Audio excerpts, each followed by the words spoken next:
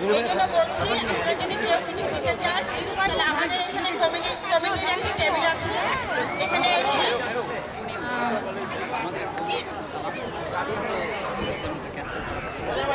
আচ্ছা বিবেক